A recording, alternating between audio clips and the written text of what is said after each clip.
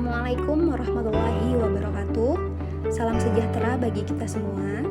Pada kesempatan ini, kami dari kelompok PPL SDN Pasar Lama 3 Banjarmasin, tim 1, akan mempresentasikan hasil diskusi kami dalam mata kuliah inovasi pembelajaran di lahan basah pada topik 2 di bagian demonstrasi kontekstual.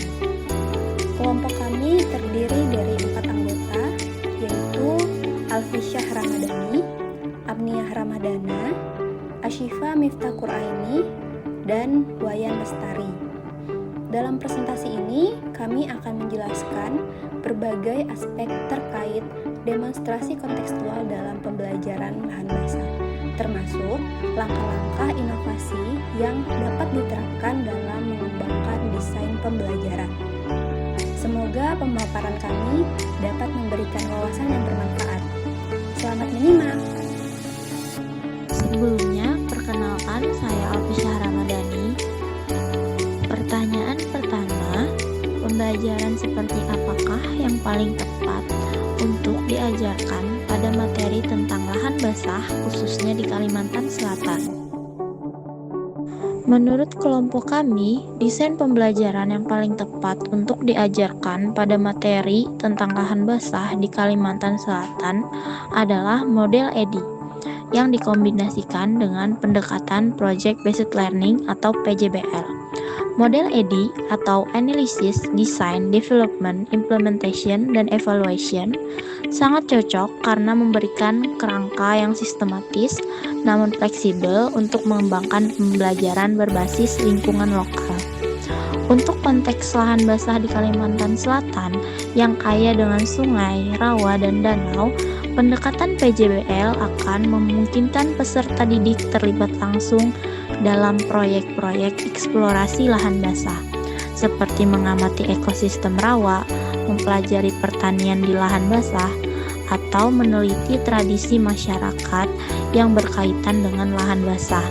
Model ini juga memungkinkan integrasi kearifan lokal masyarakat Banjar dalam mengelola lahan basah ke dalam pembelajaran. Sebelumnya, perkenalkan nama saya Wayan Lestari. Saya akan melanjutkan presentasi bagian 2, yaitu bagaimana langkah-langkah inovasi pembelajaran yang akan digunakan dalam mengembangkan desain pembelajaran untuk membelajarkan materi lahan basah. Adapun langkah awal yang dilakukan yaitu menganalisis capaian pembelajaran untuk menyusun tujuan. Tujuan pembelajaran disusun berdasarkan karakter, tingkat kognitif peserta didik, dan tingkat kesulitan materi lahan basah yang ditemukan di sekitar peserta didik. Langkah selanjutnya yaitu pengembangan modul ajar, di mana modul yang dibuat harus berbasis konteks lokal dengan gambar dan contoh lahan basah yang digunakan diambil dari daerah Kalimantan Selatan agar lebih relevan. Modul yang dibuat juga harus interaktif dan menarik, di mana berisikan lembar kerja dan gambar berwarna, kegiatan lapangan sederhana, dan video pendek ekosistem lahan basah, di mana bertujuan untuk membantu siswa belajar secara nyata dan menyenangkan. Baik, saya Amniah Ramadana. Saya akan melanjutkan presentasi tentang langkah-langkah inovasi pembelajaran yang akan digunakan dalam mengembangkan desain pembelajaran. Tadi sudah dijelaskan tentang langkahnya. Yang pertama ada analisis capaian pembelajaran, kemudian pengembangan modul ajar. Yang selanjutnya adalah penyesuaian pembelajaran dengan tahap capaian dan karakter peserta didik. Jadi di sini bisa dibagi menjadi 2, ada untuk kelas rendah dan ada untuk kelas tinggi. Untuk kelas rendah bisa dilakukan dengan pembelajaran observasi sederhana atau permainan tentang lahan basah. Adapun untuk kelas tinggi itu bisa dilakukan dengan penelitian kecil tentang masalah lahan basah yang ada di sekitar peserta didik. Langkah selanjutnya adalah perencanaan, pelaksanaan, dan pengelolaan asesmen formatif dan juga sumatif. Untuk asesmen formatif, kita bisa menggunakan observasi kerja kelompok, jurnal refleksi, dan diskusi kelas. Adapun untuk asesmen sumatifnya itu bisa menggunakan presentasi proyek, laporan penelitian sederhana, dan juga bisa berupa produk kreatif seperti poster, maket, dan lain-lain.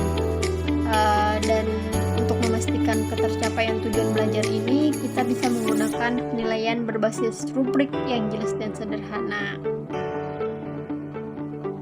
Angka selanjutnya adalah pelaporan kemajuan belajar.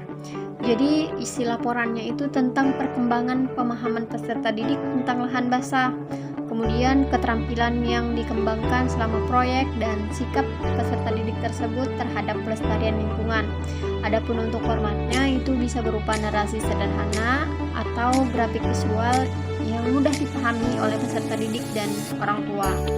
Tujuan pelaporan kemajuan hasil belajar ini untuk memantau progres dan meningkatkan keterlibatan peserta didik dalam pembelajaran. Selanjutnya, saya Asyifa Miftah Quraini akan menjelaskan bagian terakhir, yaitu evaluasi pembelajaran dan asesmen serta tindak lanjut. Di bagian evaluasi pembelajaran akan dilakukan dengan menganalisis hasil belajar peserta didik dan membandingkannya dengan tujuan pembelajaran yang telah ditetapkan. Selain itu, guru akan mengumpulkan feedback dari peserta didik mengenai pengalaman mereka dalam kegiatan pembelajaran lahan basah. Hal ini mencakup aspek yang mereka sukai maupun kendala yang mereka hadapi selama proses pembelajaran. Evaluasi juga tidak hanya terbatas pada hasil akademik, tetapi juga melihat sejauh mana keterlibatan masyarakat dalam pembelajaran. Hasil evaluasi tadi kemudian digunakan sebagai dasar untuk tindak lanjut dan perbaikan desain pembelajaran di masa depan. Sebagai contoh, tindak lanjut yang dapat dilakukan meliputi pengembangan kegiatan ekstrakurikuler berbasis lahan basah.